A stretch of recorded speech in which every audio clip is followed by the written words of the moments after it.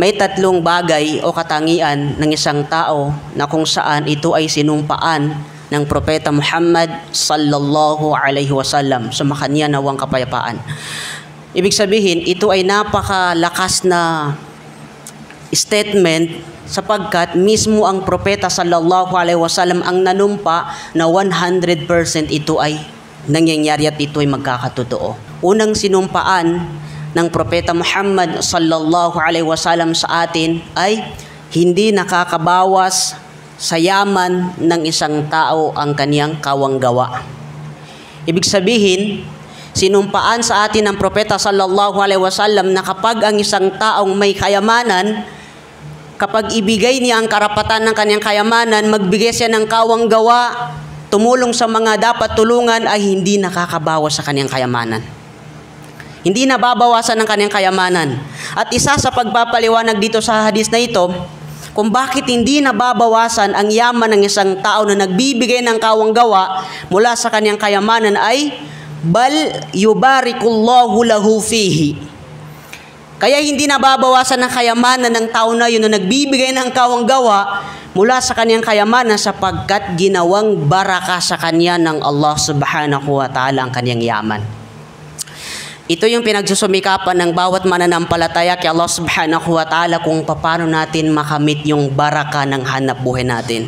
Bakit? Hindi lahat ng tao ay nasa kanila yung baraka o di kaya yung pagpapala ng Allah subhanahu wa ta'ala sa kanilang kayamanan.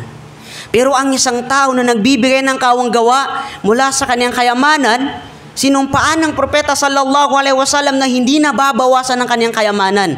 Bagkus, mas lalong naging dumami ang kanyang kayamanan. Subhanallah. Pansinin mo yung mga tao na nagbibigay sila ng kawanggawa mula sa kanilang kayamanan o di kaya binibigay nilang karapatan ng kanilang kayamanan dahil tuloy-tuloy sa kanila ang blessing ng Allah. Tuloy-tuloy sa kanila ang rizq, ang biyaya ng Allah subhanahu wa ta'ala sapagkat yun yung isa sa konsepto ng barakah. Yung pagpapala sa hanap buhay ng isang tao, hindi mababawasan ang kayamanan ng isang tao kapag siya'y magbigay ng sadaka, kapag siya'y tumulong sa madrasa, kapag siya'y tumulong sa masjid, bagkus magkakaroon ng baraka ang kanyang hanap buhay. Kapag nasa kanya yung baraka ng kanyang hanap buhay, kailanman ay hindi mapuputol ang biyaya sa kanya ng Allah. Bakit? Mismo si Allah subhanahu wa ta'ala ang nagpapabaraka sa kanyang hanap buhay.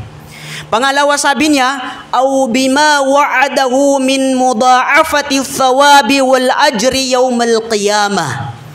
Bukod sa baraka o pagpapala sa kanyang kayamanan ay anumang ipinangako sa kanya ng Allah subhanahu wa ta'ala na pagkakaroon ng multiple rewards sa kanyang kawanggawa pagdating sa araw ng paghukom.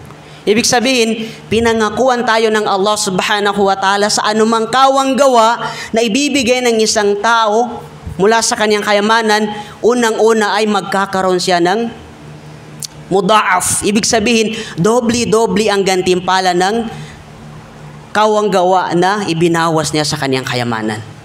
Anong patunay? Sa Hadisul Qudsi, sinabi ng Allah subhanahu wa ta'ala, kullu amali ibni Adam yudha'af. Lahat ng gawain ng anak ni Adan, ito ay dinodoble, minumultiply sa atin ng Allah subhanahu wa ta'ala ang kanyang gantimpala. From 10 times to 700 times ang reward ng gantimpala. Yun yung original na gantimpala ng gawain natin, mabubuting gawain natin dito sa mundo. Kama qala Allah subhanahu wa ta'ala, mathalul lazina yunfiquna amwalahum fi sabilillahi kamathali habbatin ambatat sab'a sanabila fi kulli sumbulatin mi'atu habba. Yan yung pangako sa atin ng Allah subhanahu wa ta'ala na kapag gumastos ka mula sa iyong kayamanan, na ito ay para kay Allah subhanahu wa ta'ala, ito ay dinodoble ni Allah subhanahu wa ta'ala. Ibinabalik sa iyo ni Allah subhanahu wa ta'ala ng 10 times, from 10 times to 700 times ang kaniyang gantimpala kay Allah subhanahu wa ta'ala, nakahalintulad ng isang butil ng mais na kapag ito ay itinanim ng isang tao ay nagkaroon siya ng 7 sanga at ang bawat isang sanga, sabi ng Allah subhanahu wa ta'ala, ay bumunga siya ng 100. Masya Allah. Yun yung pangako sa atin ng Allah subhanahu wa ta'ala. Bukod sa pagpapala ng kanyang hanap buhay dito sa mundo, ipinangako rin ni Allah subhanahu wa ta'ala sa kanyang alipin na gumagastos ng kanyang kayamanan para kay Allah subhanahu wa ta'ala na magkakaroon siya ng multiple rewards sa kanyang mga kawanggawa mula sa kanyang kayamanan. Higit pa dun, sabi ng Propeta Muhammad sallallahu alaihi wasallam, ang anumang gastusin ng isang tao na ito ay fi sabilillah, para kay Allah subhanahu wa ta'ala, ito ay hindi napuputol ang kanyang gantimpala. Ang kanyang sadaka ay hindi napuputol ang kanyang gantimpala kay Allah subhanahu wa ta'ala. Ito yung kabilang sa tatlong binanggit ng Rasulullah sallallahu alaihi wasallam na kahit abutan na kamatayan, kahit namatay ng isang tao, kapag siya ay gumawa ng sadaqatin jariyah, ay hindi napuputol ang gantimpala nito. Kahit siya ay nasa libingan, ay aanihin niya ang kanyang gantimpala kay Allah subhanahu wa ta'ala. Ito yung unang sinumpaan sa atin ng Propeta Muhammad sallallahu alaihi wasallam na hindi nakakabawas, hindi nakakahirap sa isang tao ang pagbibigay niya ng kawanggawa, bagkus ito ay nakakayaman sa isang mananampalataya. Pero sa paniniwala ng mga tao na sukdulan ng yaman pero sila ay madamot kay Allah subhanahu wa ta'ala, ang kanilang paniniwala kapag ikaw ay tumulong sa mga tao, kapag ibinawas mo yung hak, yung karapatan ng Allah subhanahu wa ta'ala sa iyong kayamanan, sa madaling sabi, kapag ikaw ay nagbigay ng kawanggawa, ay nakakabawas sa iyong kayamanan. Yun ang paniniwala ng mga tao na yun, na ang akala nila, ang anumang meron sila na ipinaggalob sa kanila ng Allah dito sa mundo, ay ito ay mananatili sa kanila. Subalit sabi ng Allah subhanahu wa ta'ala, kailanman ang anumang nasa palad natin ay hindi mananatili sa atin. Pati ang buhay natin, ipinahiram sa atin ng Allah, hindi pa rin mananatili sa atin, sapagkat darating ang panahon na babawiin sa atin ng Allah subhanahu wa ta'ala ang ipinahiram niya sa atin. Pangalawang sinumpaan ng Propeta sallallahu alaihi wasallam, wala zulima abdun madlimatan sabara alaiha illa zadahullahu izza.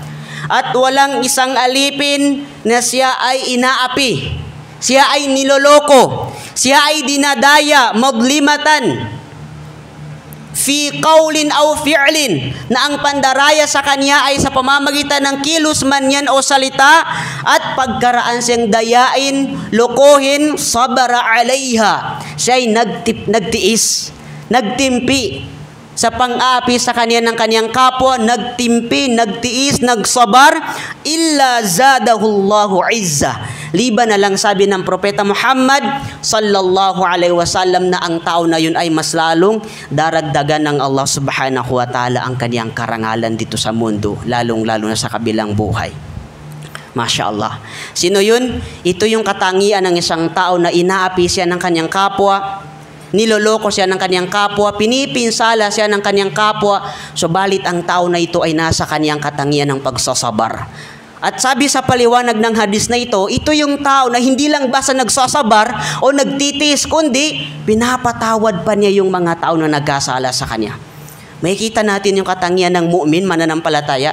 Hindi sapat na magsabar siya, kundi pinapatawad niya yung mga tao na pumipinsala sa kanya. Yung mga tao na gumagawa sa kanya ng masama ay nakaya pa niyang patawarin dahil lang sa paghahangad ng gantimpala kay Allah subhanahu wa ta'ala. Kaya sinumpaan ng Propeta Muhammad sallallahu alaihi wasallam ang ganitong katangian ng isang tao ay mas lalong dinaragdagan ng Allah subhanahu wa ta'ala ang kanyang karangalan, ang kanyang antas dito sa mundo, lalong-lalo na sa kabilang buhay.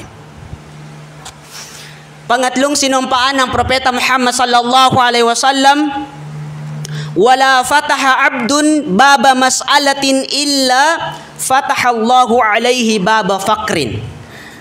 At walang isang alipin na binuksan niya ang pintuan ng panghihingi ng tulong sa mga tao, liban na lang nabubuksan sa kanya ng Allah subhanahu wa ta'ala ang pintuan ng kahirapan. Ito yung katangian ng isang tao na kung saan inuunat niya ang kanyang kamay. Ibig sabihin, umaasa siya sa paghingi ng tulong. Inuunat niya ang kanyang kamay, wa yas'alan nasa liyastakthira min amwalihim. At siya ay humihiling ng pabor sa mga tao upang paramihin pa niya, dagdagan pa niya ang kanyang kayamanan, fi ghairi hajatin aw darura, na ito naman na hindi mahalaga sa kanya. Ibig sabihin, hindi necessary sa kanya. Wala siya sa kagipitan upang gawin niya yung bagay na yun, kundi ito ay ginagawang hanap buhay ng isang tao. Ito ay umaasa lang siya sa tulong ng mga tao upang madagdagan pa ang kanyang kayamanan. Liban na lang, sabi ng propeta sallallahu alaihi wasallam, ang ganung katangian ng isang tao ay mas lalong bubuksan ng Allah subhanahu wa ta'ala ang kahirapan sa kanya. Nagpaparami siya ng kayamanan, humihingi siya ng tulong para madagdagan ng kanyang kayamanan, pero sinumpaan ng propeta sallallahu alaihi wasallam na akala niya ay yun ang maging dahilan ng kanyang pagyaman, yun pala, yun ay mas lalong magbukas sa kanya sa pintuan ng kahirapan.